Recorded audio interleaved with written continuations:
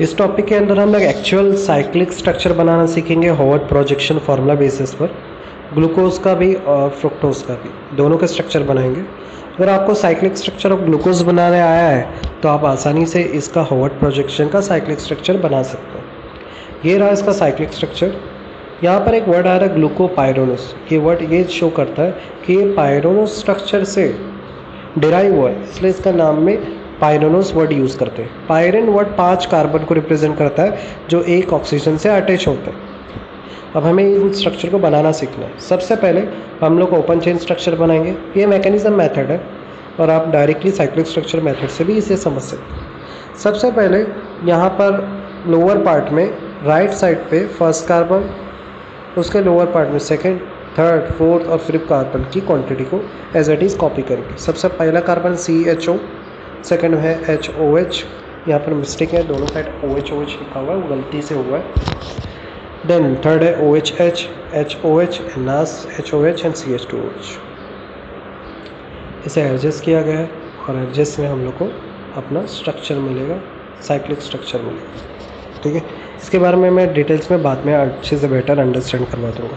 Fructose की बात करें, ग्लूकोज में क्लॉकवाइज डायरेक्शन में घूमता है तो फ्रुक्टोज में वही लाइट सोल्यूशन में जाने पर एंटी क्लॉकवाइज डायरेक्शन में घूमती है, इसलिए फ्रुक्टोज को लीवो रोटेटरी सोल्यूशन बोलते हैं।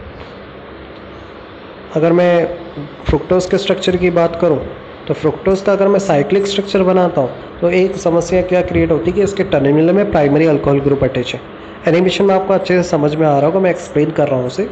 कार्बोनिल ग्रुप से यानी सेकंड कार्बन एटम से पांचवें कार्बन एटम के बीच में एक मेट्रो रेलवे बनाया गया, ट्रैक बनाया गया जिसको ऑक्सीजन से अटैच किया गया। कार्बोनिल के नहीं, ये जो नीचे का OH है ना, उसका ऑक्सीजन बीच में आया है और वो हाइड्रोजन जो है ना वो उस कार्बोनिल कार्बन के साथ अटैच होकर OH बन गया है।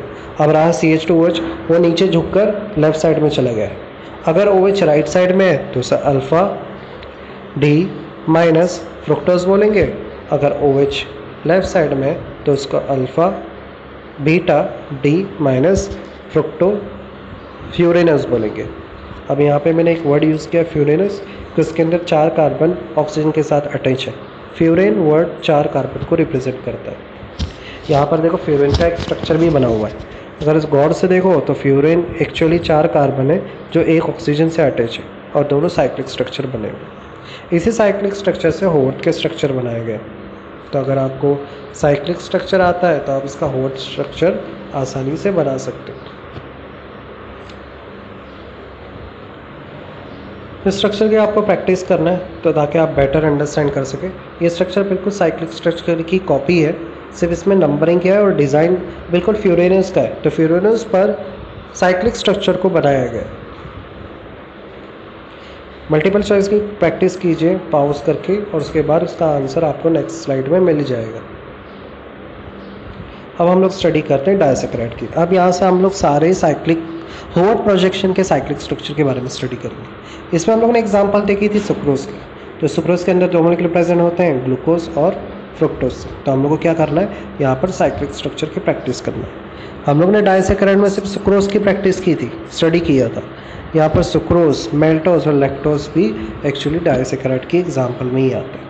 डायसैकराइड को अगर अच्छे से अंडरस्टैंड करें तो एक्चुअली जब पानी में जाता है ना डायसैकराइड, तो उसके जो बॉन्ड्स होते हैं, बोलते हैं कि बीच में बॉन्ड है जिससे ये दोनों जुड़े हुए हैं, वो बॉन्ड टूट जाते हैं और ये मॉलिक्यूल अलग अलग हो जाते हैं। अगर ऐसा प्रोसेस में 2 प्रोडक्ट आते हैं तो उसे डायसैकराइड कहेंगे। ये तभी पॉसिबल है ब्रेकेज जब इन मॉलिक्यूल में वाटर ऐड किया जाए। और वाटर ऐड करने का तरीका क्या है हमें पता है।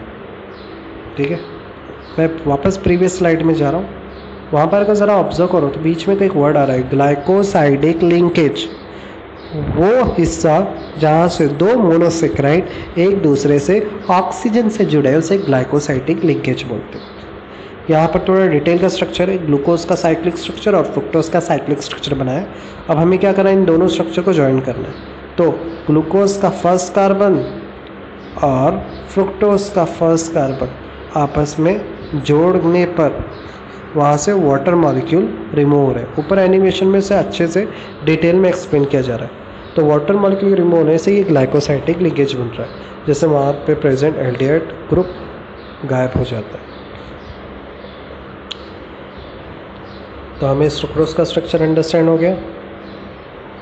नेक्स्ट रोटेशन के बारे में हम जान गए। लीवो रोटेटरी, अगर लाइट किसी सोल्यूशन से पास हो और लाइट एंटी क्लॉकवाइज डायरेक्शन में घूमे तो उसको लीवो रोटेटरी, और अगर लाइट क्लॉकवाइज डायरेक्शन में घूमे तो उसे डेक्स्ट्रो रोटेटरी बोलते हैं।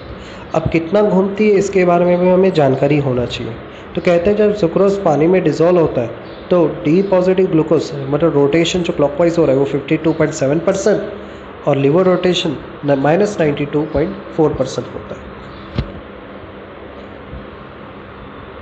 तो मैं बोल सकता हूँ कि सबसे ज़्यादा लीवो रोटेशन होता है, तो लीवो rotation is more than dextro rotations. ये रहा अपना अल्फ़ा डी और बीटा डी फ्रुक्टोज का स्ट्रक्चर। इन दोनों के कॉम्बिनेशन से हमारा सुक्रोज बनता है। यहाँ पर बेहतर तरीके से उसके लिंकेज को समझाया जा रहा है।